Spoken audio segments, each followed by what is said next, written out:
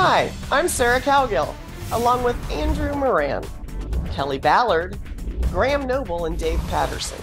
And this is the Conservative 5, Liberty Nation's online TV news program.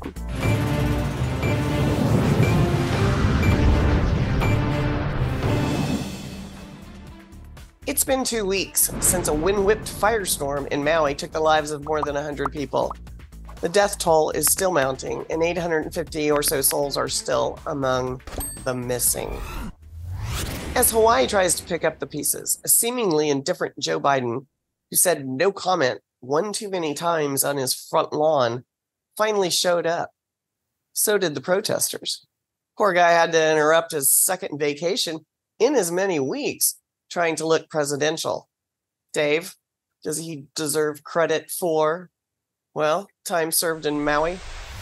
Well, as you rightly point out, President Biden did break himself away from his vacation in Lake Tahoe to visit the devastation in Maui.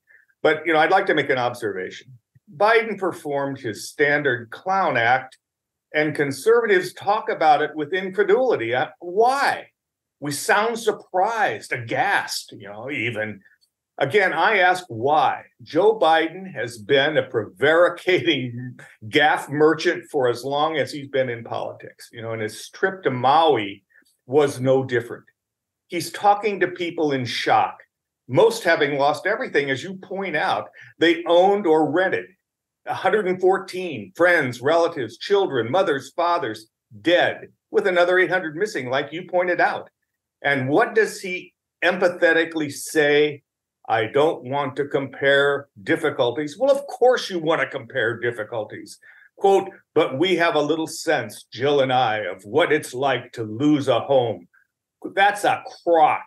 He never came close to losing a home. He goes on to make a long story short.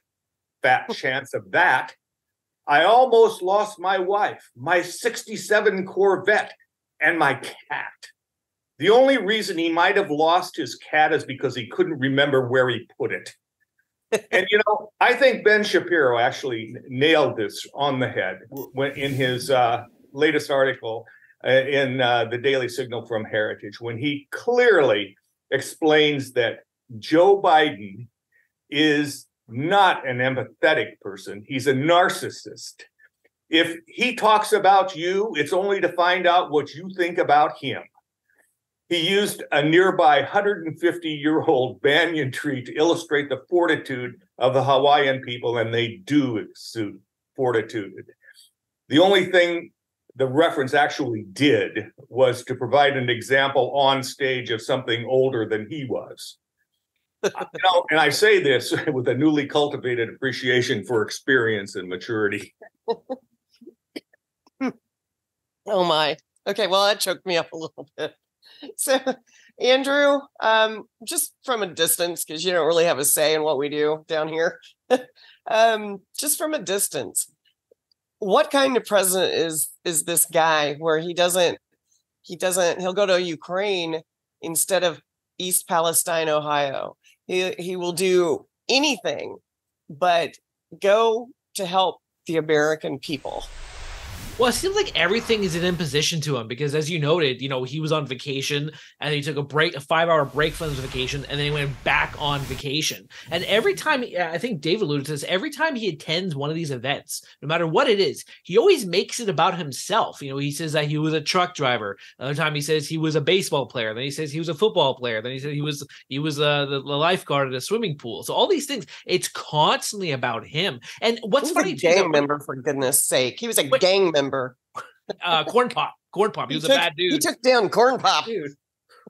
But what's funny too about when he shares these same stories, he never gets the story right. And then if he gets the story right, there's just something seems odd about it. So Dave mentioned that story about his kitchen. So he said that he was on Meet the Press in Washington 15 years ago. The firefighters called him up that his home was on fire. And he said he had to rush back and he watched the flames go on. So you tell me the firefighters called him, he waited the whole time in front of his house, and then when he came, they doused the fire. Is that what happened? And they also that it took 20 minutes to get it under control. So this whole idea that you can compare the two is just laughable. And also one more thing too is that when he goes to these events, he seems either bored out of his mind or he's really tired, because there was a clip that circulated on X, previously known as Twitter, of course, and it looks like he's falling asleep. So maybe he's not falling asleep, but he just looks like he's really tired. So overall, this is an old man trying to do a young man's job, it appears. Yeah, Well, he just shuffles along. Kelly, okay, Kelly's jumping in. Come on, Kelly, come on. I just said, well, he was on vacation. That's why he was so tired. Yeah, but whatever. I haven't confirmed it, but I also saw that, people were complaining that he's going to Lake Tahoe for vacation, where Lake Tahoe is asking people not to show up there because of climate issues. They're having problems. Yep.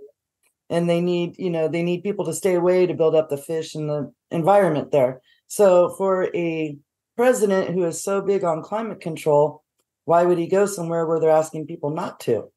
So there's that. But I agree with Andrew about in Maui. He also forgot the name of Maui, right? Didn't he say something about, that place they always show on TV or something like that? So and he got the senator's name wrong too. He tried saying it many times and he just gave up. He said, "Oh yeah, that's senator." Graham, you're biting on your lip. Do you want to talk? Well, it's appalling. I hate to be that guy, but imagine if this had happened when Trump was president and he had gone on vacation and then gone over to Maui for a few hours and made some highly inappropriate comments and then skipped off back to an $18 million mansion that he's renting in Lake Tahoe. I mean, the press would have wanted his head on a plate. This is ridiculous, but I think really, Dave absolutely nailed it when he described Biden as a narcissist. And that's the problem. He is a true narcissist. Everything is always about him. He's one of those people. If he's talking to you at some point, he's going to cut in and say, well, enough about you. Let's talk about me. And, and he makes up these ridiculous stories that everyone knows is fabricated. Oh, back in the day, I did this and I did that. And he didn't do any of those things. That is a typical narcissist that will do that, who will basically, because narcissism is a form of psychopathy. And narcissists will just fabricate stories to build themselves up in the eyes of other people. And he does that constantly. He can't help it. I have noticed though, on some of the activist media sites, they covered the protesters. They said, he was met with just some fierce protesters standing as, somebody had done the math. I didn't check the math because I don't do math, but I can do words. And I read them. And here's what they said, that you're handing out $700 checks from FEMA to these people, which doesn't cover both food and the $500 hotel bill a night in Maui on the side that didn't get burned. And in Ukraine over the last year, each individual has received an average of $1,700. And it's like, hello, America, remember that country, Joe? So that is one of the things that I was mad about. I'm not anywhere near there and not going there. But I was mad about that. And Hawaii is not happy with Joe Biden. Well, Hawaii's not happy with anybody at this point. I mean, you look at that. There was a presser with the Maui mayor, and this guy went up to them and he said, how many kids are missing? And the guy refused to say how many children were missing. They said, let's just end it here. And now there's even more outrage because the report came out saying that the officials who tried barricading, those people who avoided the barricade, they survived. So you had needless deaths, and you have reports saying the sirens didn't go off. So you have complete mismanagement on this federal, state, and local front. So you can't blame anyone for getting outraged by the president or any of their local officials. And it was probably environmental mismanagement in the first place that caused the fires. Right. That guy who said, we love our water. We treat our water sacred. And then, you don't use the water, put out the fires. It's just absurd what happened there. Well, you have to use the water, Andrew, to further equity. in Maui. And of course, the native farmers, they needed that water while their crops were burning. Yes. Kelly. I was just going to say, we're talking about how Biden doesn't care. Well, he's shown that from the very beginning. Has he even really visited the border yet? I mean, from day one, he's just ignored all of our southern border states being overrun with illegal immigrants. And with Maui and with other disasters that's happened in the country, he doesn't care. Like we were talking about, he's shown that from the very beginning. So, well, didn't he just on the same day that he was going to fly out to Tahoe on vacation, the second vacation in as many weeks, didn't he say, or didn't he send and announce that he was sending billions, 200 billion or 200 million, or I don't even know the right number because I don't do math, so somebody correct it. But he was sending aid to Ukraine. And why wouldn't these people be mad? Will it translate at the ballot box? Who knows? What do you think? No. Well, I think that Kelly is on to something, and it's kind of what I meant when I offered my observation. He has been nothing but insensitive to those around him and to those who have been in extremis, and you can pick your favorite incident. But nonetheless, it's all about Joe Biden, and it's all about him and what other people think of him. And it hasn't changed, and we shouldn't be shocked at all by this.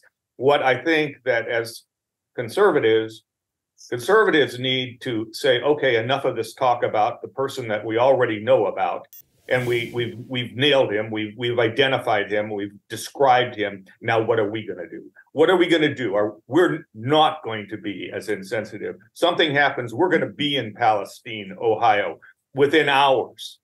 And you don't hear the candidates talking about that, what they're going to do and how they're going to be different. And I think that's a mistake. I didn't hear anything about that on the debate stage. And I'd really like to have Graham weigh in on this with me. Well, yeah, I mean, it's absolutely right. It's one of the things that was sadly missing, not only from the GOP debate, but also it was missing from Donald Trump's interview with Tucker Carlson.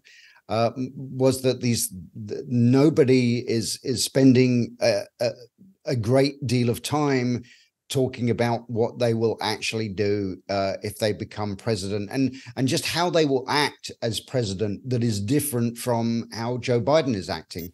I think that's important to make that contrast. Again, Dave was right about this thing about Joe Biden. It's all about him. Who can forget that famous time when they're unloading the coffins of soldiers who were killed in Afghanistan, and Joe Biden standing there checking his watch? I mean, that told you everything you need to know about this guy. And these candidates, whether it's Trump or any of the others, should be making that distinction. Not only, okay, this is what I'm going to do if I become president. Yeah, I'm gonna build the wall. I'm going to stop illegal immigration. I'm going to do this, do that. Yeah, sure. We know that you're going to say all those things. But what is going to make you different from Joe Biden? Look at the way this guy has behaved as president, which is an absolute disgrace. Now, how are you going to be different? What is incentivizing the American people at the next election to say, okay, we've had enough of this guy, and we know that this guy is going to just be completely different, so we'll go with him. And none of them are really doing that at the moment. And I think that's a shame, because I think they're Joe Biden's getting a free pass from all of the GOP candidates. He's getting a free pass because none of them are really dwelling on how bad a president he is. Yeah. Well, my observation, and all of ours apparently, is that Joe Biden seems to want to be anywhere in the world but where he's needed. Here, at home in America. Maui will not forget his indifference come time to cast a ballot. And that's just around the corner. Thanks, panel.